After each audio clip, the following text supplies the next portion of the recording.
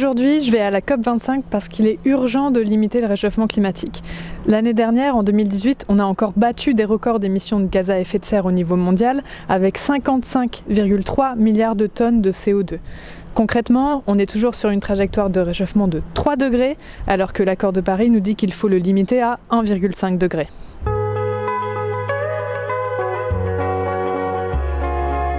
Le problème, c'est que les pays du G20, comme la Chine et ceux de l'Union européenne, ne font pas assez.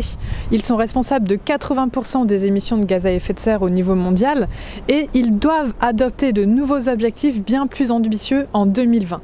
Par exemple, l'Union européenne, qui aujourd'hui a un objectif de réduction d'émissions de 40% pour 2030, devrait aller jusqu'à 65% pour être compatible avec l'accord de Paris.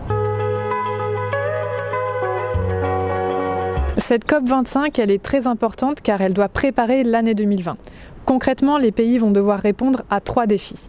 Le premier, c'est d'expliquer comment ils comptent appliquer dès l'année prochaine des politiques climatiques bien plus ambitieuses pour respecter l'accord de Paris. Le second, c'est de concilier ces politiques avec la lutte contre les inégalités sociales car ce sont 2 phénomènes très liés auxquels il faut trouver des réponses politiques communes.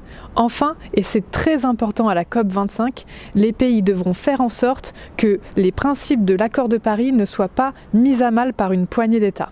Par exemple, les marchés carbone qui vont être discutés à la COP ne doivent pas permettre de créer une brèche irréparable dans l'accord de Paris ou de bafouer les droits des populations locales.